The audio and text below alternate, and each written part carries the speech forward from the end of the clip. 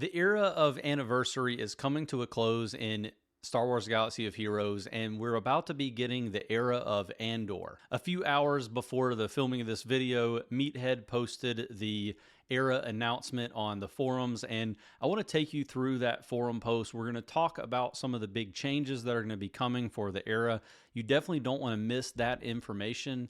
And we're also going to give a sneak preview of some of the kits that we're going to be getting. I will be putting out some additional videos after the making of this one, where we'll be breaking down each of those kits and kind of talking about maybe what teams you might be using those champions with in the future, as well as, my, first impressions on whether they're going to be any good or not. As a big fan of the Andor show, I'm definitely looking forward to getting some of those characters playable in game.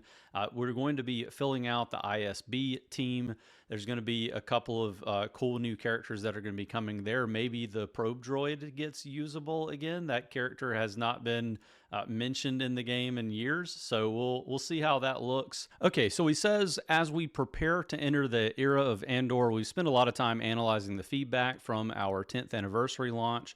While we are taking a conservative approach to changes for this era, we are implementing several key quality of life adjustments to reduce friction, protect players from overspending too early, and provide a clear roadmap for progression. I'm already a huge fan of what he's saying here, because I think one of the biggest issues that people had was you kind of feel like you are having to spend on characters that you're not even sure if you're going to use. And I'm sure they're still going to make it where you have to spend on all of them as kind of a unit if you want to progress and unlock whatever the Journey Guide champion is going to be for this era. But I'm happy to see that they are trying to do some quality of life to make things a little bit better on the player base. So the first big change is going to be a reduction in early era pressure. And that's kind of the big feedback that we gave was, there's way too many crystals being spent at the early part of an era. So they lowered some requirements. They said for the first 3 marquees of the Andor era, the EL requirement for the final tier has been reduced from era level 70 to era level 55, and requirements for the final 3 marquees will remain at era level 70 because players will have had more time to accumulate materials by that stage. And I think that's pretty fair. I did spend a decent amount on the era, probably less than $200 though, I would say, but I definitely spent on the era to get my champions to 5 stars. I think that this is going to be a pretty positive change, especially for non-spenders and newer players to get used to things.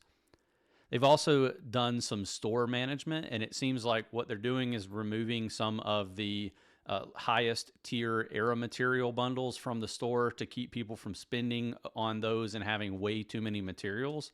I think that's another positive change, because probably a lot of whales out there who are regretting having spent way too much on resources that are just sitting and accumulating in their account now. So pretty positive change, a small one, but I think it's going to be a good quality of life. So the next thing that they changed is going to be Coliseum and strategic variety. And, they say that they want the Coliseum to feel like a place where your roster growth is going to be a benefit.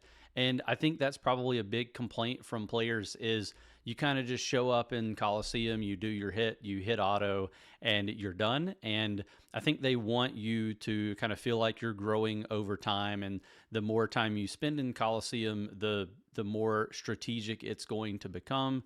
So there's a few things that they talk about here. Power scaling. So summon units are now going to scale based on the highest level area unit rather than the lowest.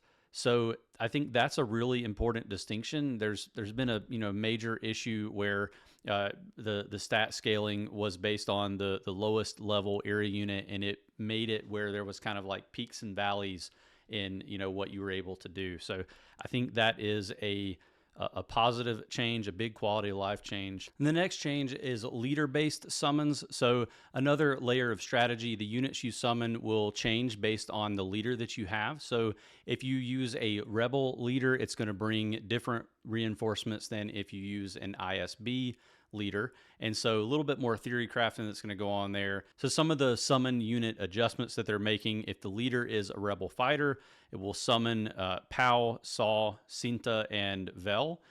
based on the Coliseum tier that you're in. And then if the leader is ISB, it will summon Imperial Probe Droid, Krennic, KX, and Partagaz, and that depends on the Coliseum tier that you're in. And then again, those summon units will be at the player's highest era level brought into battle rather than the lowest.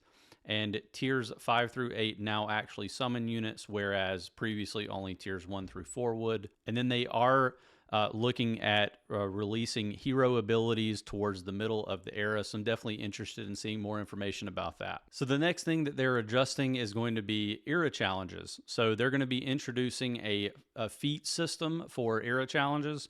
And there's going to be 4 different feats. Each of them are going to have escalating era level requirements. Cleia's era challenge is only going to have the 1 feat per tier, but the other 5 are going to have 4 feats. And they say that the goal is going to be to provide a reason to revisit the challenges as your squad grows. And it seems like they're trying to give the free-to-play players, again, more ways to earn rewards. And I really appreciate that. Again, like anything that's going to help free-to-play players stay interested in the game. I mean, I've quit this game a couple of times over the years and come back. But a lot of free-to-play players will end up leaving and never coming back because they lose interest, because they can't earn things at a scale that allows them to stay interested in the game. So I think this is another positive change. Another thing that I appreciate about these changes is they're going to be providing what they call a clear roadmap for Cassian Andor. And a lot of people were upset about the moving goalpost, and they actually even used that term here, but the moving goalpost around the unlock for Spider Maul. And I really appreciate that they're telling us kind of what we can expect now rather than waiting until, closer to the unlock. So the requirements for Cassian Andor Undercover are going to be very similar to the Maul event. You're going to need Kleia, Vel, Cinta, Dedra, Major Partagaz, and KX Security Droid.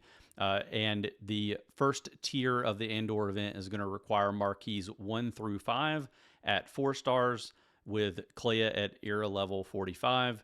That's going to get Cassian at 4 stars. And then the second tier will require marquees 1 through 5 at 5 stars, Cinta and Vel at era level 55, and that will upgrade Cassian to 5 stars.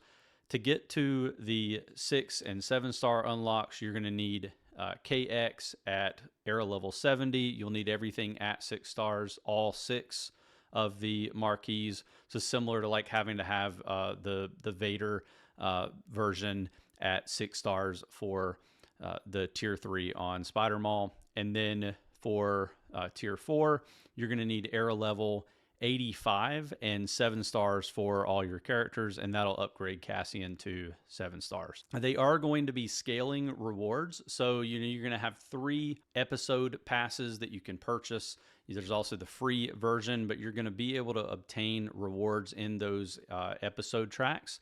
And the rewards that you're going to be able to get from that will be higher as you go through each individual episode track during the era.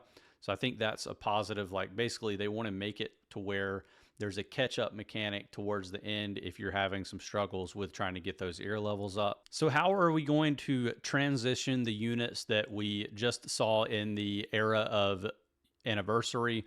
Well, there's going to be basically the units are going to move to shipments about a week after the era concludes. You'll be able to purchase those with crystals, and then they will move to nodes on a bi-weekly cadence following that. And then post-era support, once the Era of Andor concludes, these units are going to receive dedicated squad-based focused datacrons to provide extra strength in legacy meta, in GAC and territory war. So that's going to be pretty interesting when those show up as well. One nice thing about this update or this post as well is they're giving the era level conversions. You can kind of see what passive ability levels, active ability levels, relic levels, gear pieces, gear tier, etc. that you're going to get based on what you got in with your era level. So we'll scroll down here to probably around the 65 or 70 range. Basically if you can get your characters to that, you're going to end up with 4-star units at level 85, gear 12, and you'll also be unlocking up to level 7 on the ability level. So, you know, pretty nice. I would say that's kind of standard for a free-to-play player. You know, used to be that you could expect to get the marquee champions at 3 stars for free. So, you know, nice to see that you're getting like 4-star units here that you don't have to spend any money on, and it gives you basically a leg up on being able to farm those characters out over time. So I mentioned we would take a look at the kit reveals for the Era of Andor, and I will be doing these kit reveals in more detail down the road. I'll probably put out a series of videos breaking down these kits in more detail. It looks like they didn't get all of the images approved in time to make the post, but I at least appreciate that they put the post out, and I believe they're going to be updating it over time. So hopefully by the time I have some of those kit discussions out there, we will have some better images of what we're going to be looking at. But for right now, so the kits we're going to be getting, Clea is going to have marquee February 10th through 17th. Vel's marquee is going to be February 24th through March 3rd. Cinta's marquee is going to be March 10th through 17th. Dedra marquee will be March 24th through March 31st. Major Partagaz marquee is going to be April 7th through 14th. And then Cassian Andor Undercover, April 7th through May 4th. And then we've got the KX Enforcer Droid marquee is going to be April 21st through April 28th. So pretty similar cadence to the way the Era of Anniversary worked, as mentioned earlier. Like I said, I'm super excited to break down some of these kits for you. We're going to have a lot of discussions around each of these kits. If you want to engage in a little bit more of the discussion, you can join me on my Discord, and we'll be talking about it there. I'm sure there'll be plenty of folks in this SWGOH events Discord talking about it also, but looking forward to this era. I mean, I know some people aren't super excited about champions that don't have lightsabers, but the Andor show, and just in general the Andor story, is really fun, and I think a lot of these characters are going to be super interesting and should shake up the meta a pretty decent amount. So thanks for watching this video. If you enjoyed it, make sure you hit the like button, subscribe to the channel. You'll get access to notifications whenever I put out new videos on Star Wars Galaxy of Heroes, and either way, I still hope to see you in the next video.